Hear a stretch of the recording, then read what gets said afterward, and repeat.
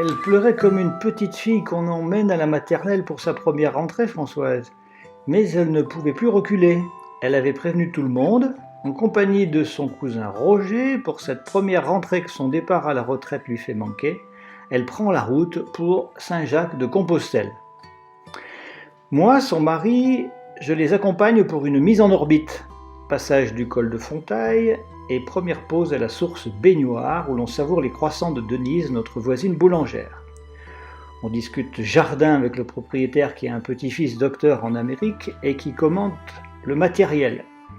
Il est drôlement fichu votre vélo, pour celui de Françoise, et il est mieux commode le vôtre, à Roger. Col du Marchand vers 10h30 et depuis la Louvet, à 1000 mètres d'altitude, Françoise repère son lieu de travail tout en bas à Annonay. Elle s'exclame, citant la chèvre de Monsieur Seguin, « Ah, il était bien petit mon onclo !» Il était midi, ils étaient maintenant en orbite. Je pouvais cesser mon rôle de booster car de la basilique Saint-François-Régis, l'un des deux saints vénérés à la Louvet, l'autre lieu de pèlerinage, celui de Compostelle était pour ainsi dire déjà en vue. 5 septembre. Le démarrage n'a pas été facile car la nuit au gîte de Saint-Bonnet-le-Froid fut maussade. Le froid nous a surpris, même les colchiques sont couchés par la burle. N'arrivant pas à trouver un rythme, Roger a douté de sa forme physique. Le passage par le village de Mars a été comme un coup de barre. 6 septembre. Après la burle froide sur la zone nordique du Mézin, nous voici au Puy-en-Velay, équipés pour le départ, avec la crédentiale en poche.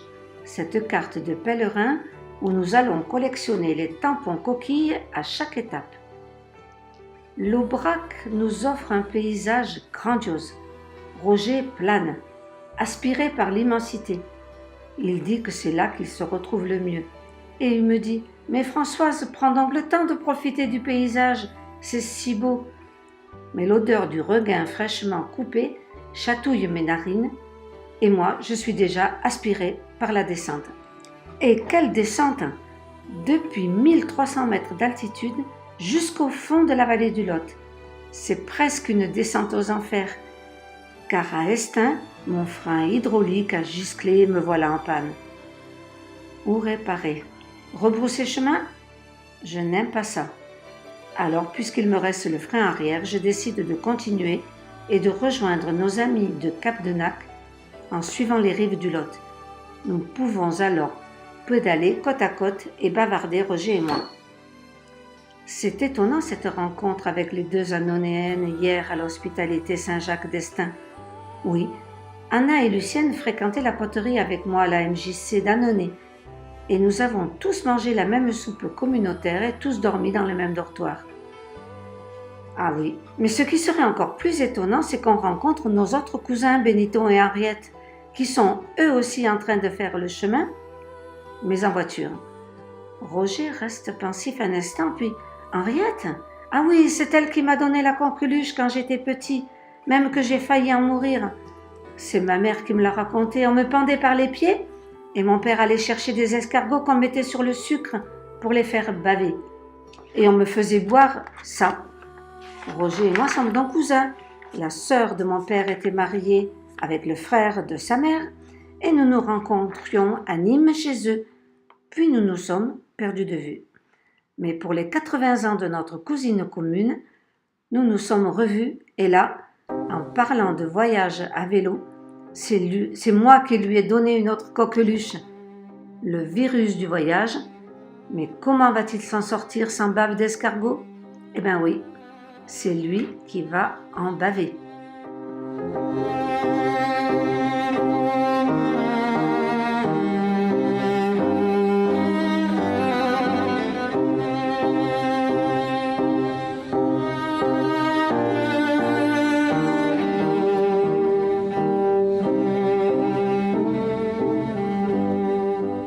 Nous voici finalement à Cap-de-Nac avec un vélo réparé grâce à l'accueil et l'hospitalité de Daniel et Alain qui nous ont conduits chez leur vélociste de Figeac. Fini le frein hydraulique qui n'a pas pu être réparé. Frein classique à l'avant à présent. Faudra s'y faire.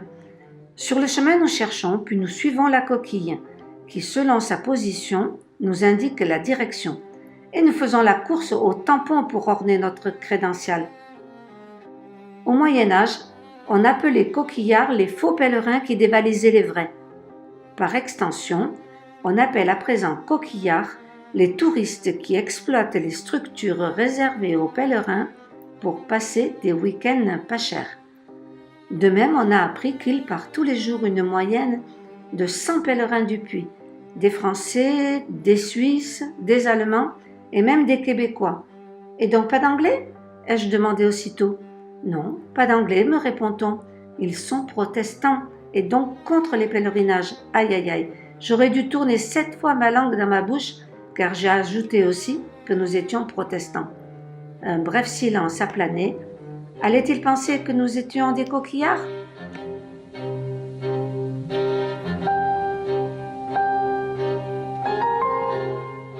Difficile de se quitter avec Aline, une amie et ex-collègue de travail qui est même revenue avec le tampon de l'éducation nationale qui figure à présent sur notre carnet de pèlerins. Et son mari Guy a dépoussiéré son vélo pour nous remettre sur la bonne route rapidement. Il est heureux de pédaler avec nous.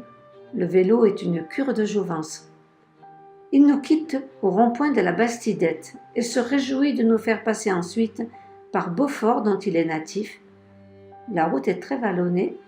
C'est une succession de petits cols courts mais raides et c'est bien fatigué que nous arrivons à Samatan où la boulangère nous récompense avec un 2e pain gratuit en disant « Allez, bon courage !» Elle est passée le week-end précédent à Roncevaux en voiture et nous plaint parce qu'elle dit savoir ce qui nous attend.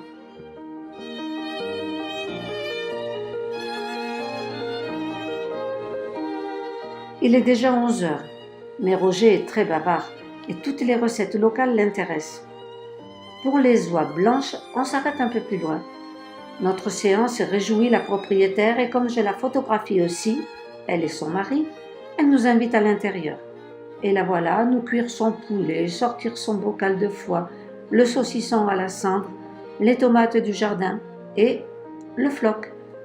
Le repas lui-même est accompagné d'un rosé de l'Ardèche et le pousse-café c'est le gnac, c'est-à-dire l'armagnac.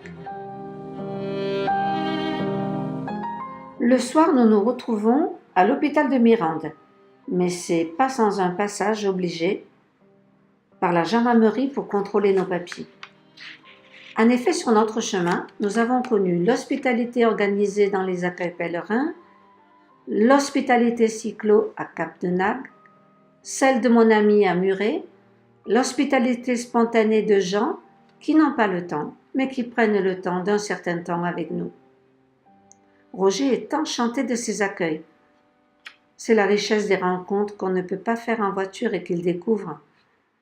Et nous apprécions d'autant plus que nous ne faisons plus à présent partie du tissu social. Avec la retraite, le tissu s'est déchiré. Mais c'est donc à Mirande que l'hospitalité hospitalière s'offre à nous avec des matelas anti-escarres et des draps blancs. Le petit déjeuner est servi au petit salon, devant la télé. C'est la vie de cocagne, dit Roger. Quand me vient l'idée de prendre une photo au retardateur, je pose l'appareil sur la télé et dans ma précipitation pour aller m'asseoir, je m'embranche les pieds d'un fauteuil, m'espalanquant sur le fauteuil d'en face, sous les yeux écarquillés d'une vieille dame qui, elle, n'a pas bronché. Je porte à peine la belle serviette de l'hôpital à mon menton que déjà Roger revient avec une infirmière. Il y a une sacrée balafre et le médecin diagnostique aussi une luxation de l'acromyoclaviculaire. L'infirmière est aux petits soins pour moi. Elle soupire et lance. J'ai toujours admiré les gens qui se font ça exactement là où il faut.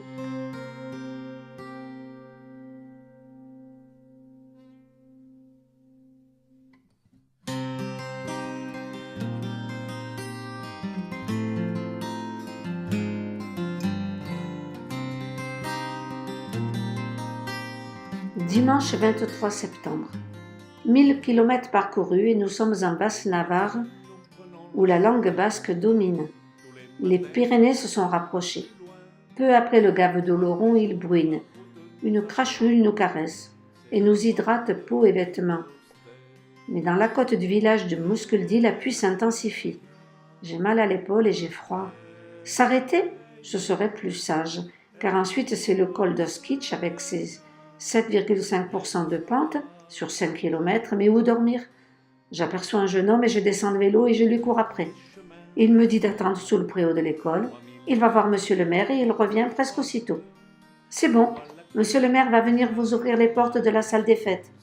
Le maire, c'est mon père. Le prix? Vous direz pour nous, 2 Ave Maria en arrivant à Saint-Jacques. Tu vois, me dit Roger, même avec tes cheveux trop courts et tout ébouriffé, on te donnerait le bon Dieu sans confession.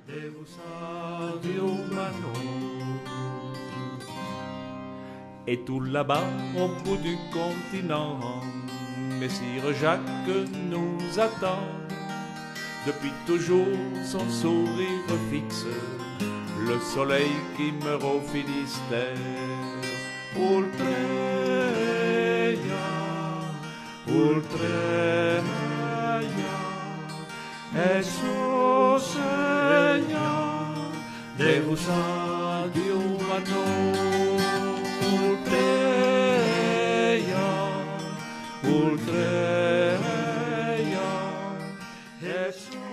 Pendant plus d'un millénaire, les pèlerins qui passaient ici par le monastère d'Irache recevaient l'hospitalité et toutes sortes d'attentions pour les aider à poursuivre leur chemin. À ceux-là, l'entreprise Bodegas Irache a souhaité offrir un verre de vin à la fontaine créée spécialement pour eux, de façon à continuer dans cet esprit de générosité qui baigne ces lieux depuis tant d'années. Pèlerin, si tu veux atteindre Santiago avec force et vitalité, de ce grand vin bois un verre et trinque à la félicité.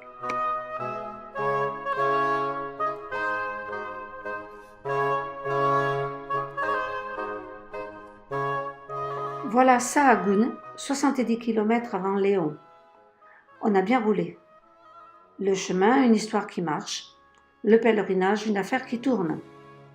L'Espagne n'est plus ce qu'elle était, dit Roger, qui était venu il y a 50 ans. Il est impressionné par l'essor et le dynamisme économique que nous voyons. Grands complexes industriels, construction de maisons et de routes. Il dit avoir vu goudronner et étendre le gravier à la main. Fini les moulins à vent de Don Quichotte. Les éoliennes dominent toutes les collines. Les maisons construites avec des briquettes de boue et de la paille sont laissées à l'abandon.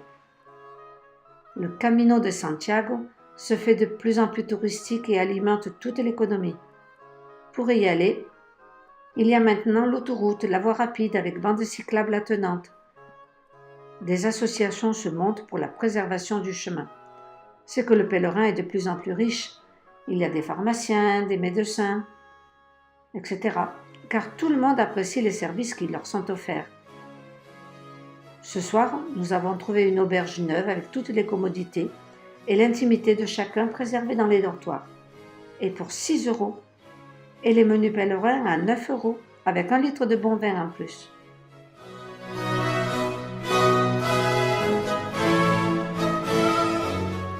Il me semble parler espagnol de mieux en mieux. Les 2 années de lycée me reviennent. Depuis que José María a réparé el problema en la dirección de ma bicicleta, il n'y a plus de jeu à mon guidon. Nous sommes dans l'Espagne profonde et mon vélo intrigue toujours autant. Il faut voir la tête des gens et même un gendarme en moto qui a essayé de s'asseoir dessus.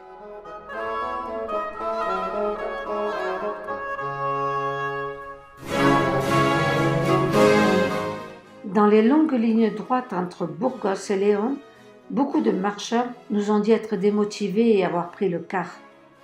D'autres à ce moment-là ne supportaient plus la monotonie des paysages ni la solitude et cherchaient à marcher à côté de quelqu'un d'autre, ou pensaient même abandonner. Et nous sommes étonnés de voir que beaucoup, le soir, s'achètent leur litre de vin. Une Anglaise nous a confié que ça lui permettait de mieux dormir, d'oublier ses crampes, et surtout de ne pas entendre les ronfleurs dans les dortoirs. Ce sont les 150 derniers kilomètres les plus éprouvants. le col de l'Ermite de Santiago, la Croix de Fer, puis le Haut Cebrero, puis sans arrêt d'autres cols, et tout le temps ça continue de monter. Comme dit Roger, c'est comme dans les régimes. On perd et on descend un peu, mais après, c'est comme si ça remontait chaque fois un peu plus. Nos jambes nous font mal. Il y a de plus en plus de monde, mais cette fois guidés par des tour opérateurs, des pèlerins qui ne sont partis que du Cebrero et qui font porter leurs bagages en taxi ou prennent le bus. C'est qu'il suffit d'avoir fait les 100 derniers kilomètres pour avoir droit au diplôme très apprécié sur les curriculum vitae espagnols. Alors pourquoi se fatiguer ?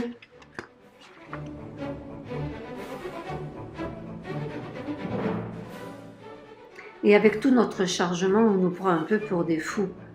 Rencontre de beaucoup de vélos et même de 2 tricycles couchés.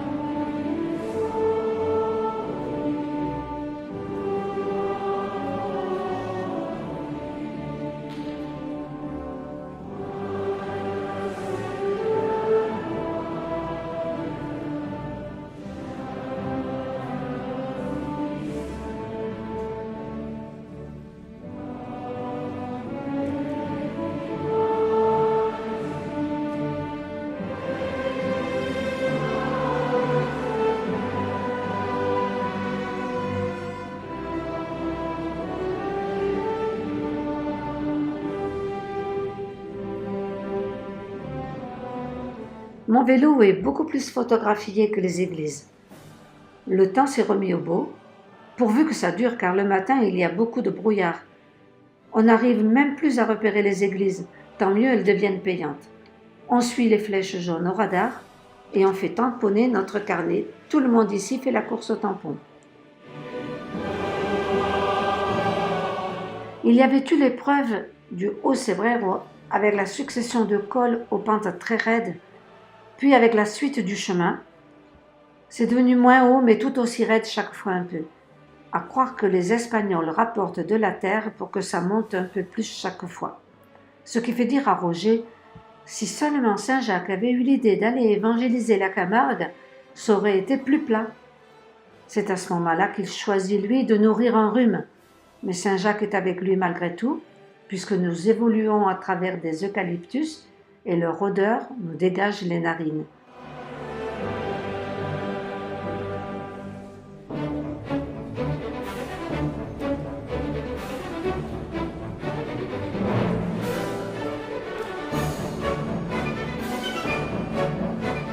Et c'est avec les jambes bien raides et bien douloureuses que nous arrivons enfin triomphalement à Santiago. La cathédrale est là, comme partout au centre-ville. C'est facile pour se repérer avec les 3 grandes flèches qui dépassent de tous les bâtiments et qui la caractérisent. La cathédrale, c'est le cœur de la ville. Tout le monde s'y bouscule et s'y retrouve. Pèlerins, touristes en grand nombre et habitants qui vivent de tout ce passage.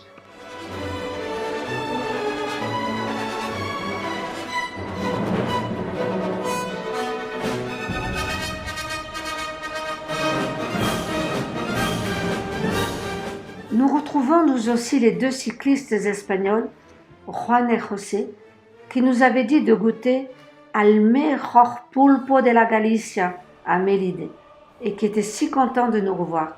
Moi avec mon vélo couché Roger avec son vélo lourdement chargé, ce qui les impressionnait beaucoup. Ils essayaient en vain chaque fois de le soulever. Si contents qu'ils ont voulu vite nous guider pour aller chercher le diplôme que nous méritions et aller ensuite quérir un lieu sûr pour un hébergement pas trop cher, convenable et qui accepterait aussi de mettre à l'abri nos bicyclettes. Ce sera chez Nélida, qui fait du Airbnb avant l'heure en louant même ses placards et qui se fait payer en liquide 15 € la nuit juste à côté de la cathédrale. Nous étions heureux, mais le voyage n'était pas fini. Il y a 2 autres certificats qu'il faut aller chercher à pied, à cheval ou à vélo dans l'ordre de mérite.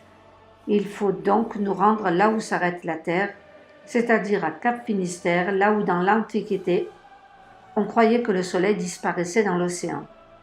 Et c'est parti pour une autre chevauchée à travers la Galice. Nous rencontrons pour la 2e fois un groupe de jeunes Suisses encadrés par leurs professeurs de collège, ce qui pose problème dans les albergues, puisque quand ils débarquent, il ne reste plus de place pour les pèlerins. On apprend qu'avec leurs musiciens, ils chanteront la grand-messe en français le dimanche suivant à Santiago.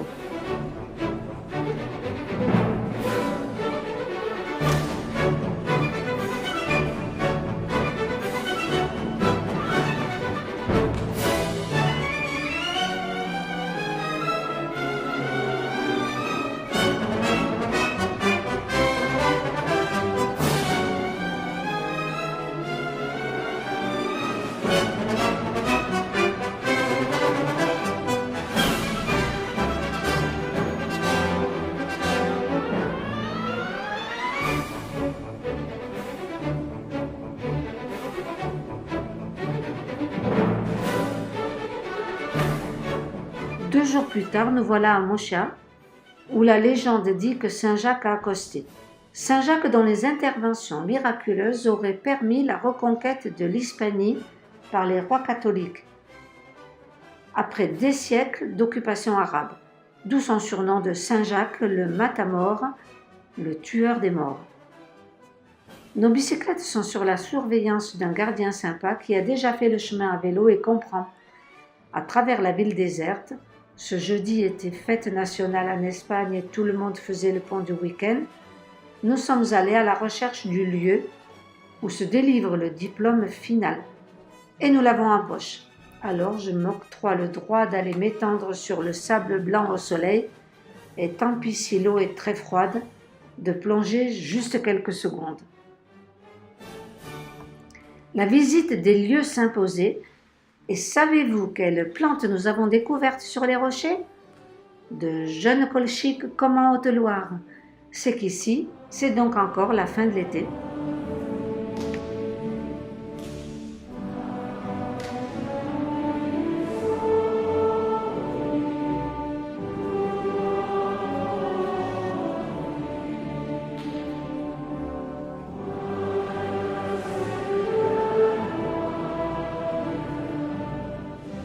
La messe, on ne l'a pas ratée. Mais comme on n'avait plus de place assise, il a fallu rester debout devant des écrans disposés comme pour un match de la Coupe du monde de foot. La musique de Sir Edward Elgar a retenti. Elle est très entraînante, mais là, je la trouve un peu ralentie. C'est normal, me dit Roger, elle est exécutée par des Suisses.